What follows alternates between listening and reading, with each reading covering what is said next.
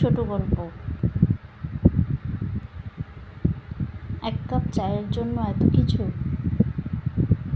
কদিন ধরেই খুব বিরক্ত লাগছে কুকুর।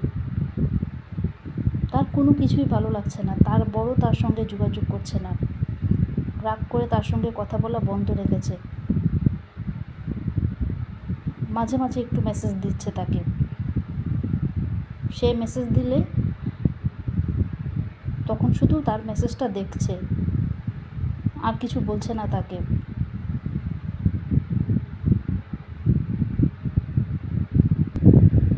বর অনেক বেশি অবহেলা করলে একটা মেয়ের কেমন লাগে তা শুধু সেই মেয়েটা আর আল্লাহই জানে। বর বউয়ের কোনো কথা না শুনে তার আশেপাশের মানুষের কথা বেশি শুনলে আর বউকে ছোটো করলে সেটা কোনো বউয়েরই ভালো লাগবে না।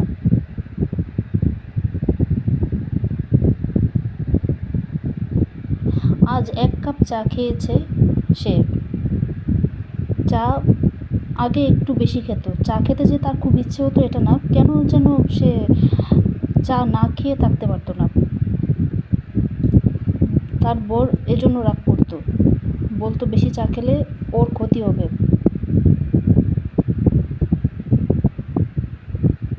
এখন তার চা খাওয়া কমে গিয়েছে। হঠাৎ তার চা খাওয়ার কথা মনে হলো।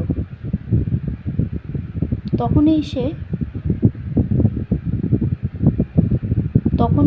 মনে মনে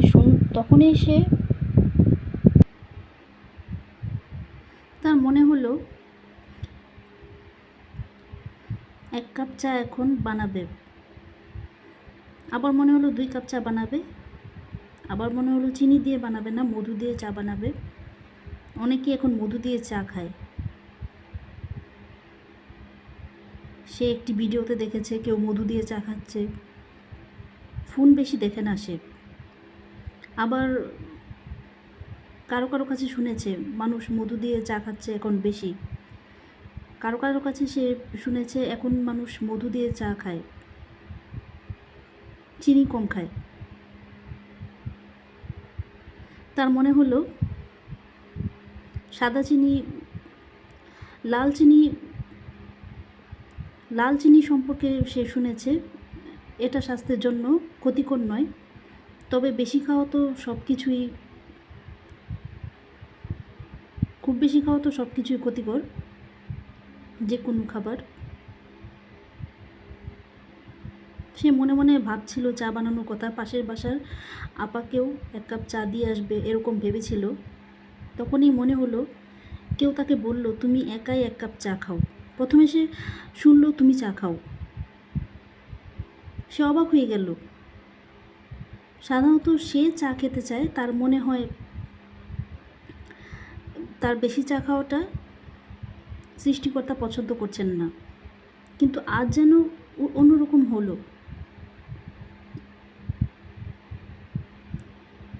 সে তার বরকে SMS করতে চাইল, কিন্তু মনে হলো তার কেমন অভিমান হলো, তার কেমন লাগলো। তার বর তো তাকে অনেক ছোট করেছে, তাকে জোর করে তার বাড়িতে নিয়ে, ঠিক জোর করে না, তাকে তার বাড়িতে নিয়ে তাকে রেখে চলে যেত, অনেকটা সময় পরে আসতো, এসে একটু ভালো কথা বলতো, কখনো বলতো না কখনো বলতো, এসে একটু কিছু দিতে চাইতো, কোনো খাবার বা কাছে এসে বসতো, আবার নিজের মতো কাজ করতো।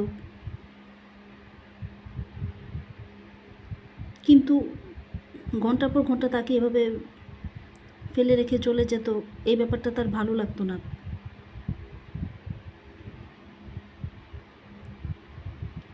তখন তার পাশের বাসার মানুষ, তার বাড়ির মানুষ একটু পরপর তাকে ডাকতো, তাকে দেখতে এসেছে, তার সাথে কথা বলতে এসেছে, এই বলে তার ঘরে ঢুকে কথা বলতো। বেশিরভাগ মহিলাই ছিল। তার এটাও মনে পড়ল একটু পরপর তাদেরকে কেউ ডাকতো। তখনই সে ডাক শেষ হওয়ার আগেই সে দৌড়ে দরজা খুলে চলে যেত। হঠাৎ আবার সে ভাবলো, এত কথা কেন এখন ভাবছি।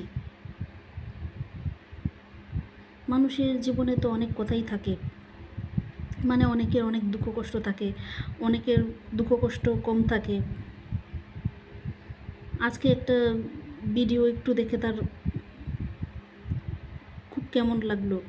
সে দোয়া করলো, হাজব্যান্ড প্যারালাইজড, ওয়াইফের ক্যান্সার, 2টি বাচ্চা, তারা সাহায্য চাইছে। তখন সে মনে মনে ভাবলো, আল্লাহ অনেক ভালো রেখেছে আমাদের। আবার ভাবলো, এভাবে বলাটা কি ঠিক হবে? আলহামদুলিল্লাহ বলা ভালো, অবশ্যই আলহামদুলিল্লাহ শ্রেষ্ঠ দোয়া, আলহামদুলিল্লাহ একটি শ্রেষ্ঠ দোয়া। কিন্তু এভাবে বললে কি ব্যাপারটা এমন হচ্ছে না, আল্লাহ ওদেরকে ভালো রাখেনি? মানে এই কথাটা আমরা বলছি, আল্লাহ তো সবাইকে সৃষ্টি করেছেন, আল্লাহ কেন কারো খারাপ চাইবেন?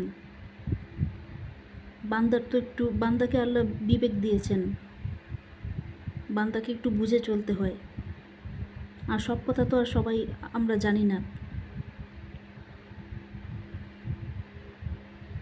একটা লেখায় সে পড়েছিল, আল্লাহ তার বান্দাকে তার মায়ের থেকে 70 গুণ বেশি ভালোবাসে। অনেকে যেন সুপথে আসতেই চায় না। নানান কথা সে ভাবছিল, হঠাৎই আবার আওয়াজ শুনল, তুমি এখন দুধ চা খাও।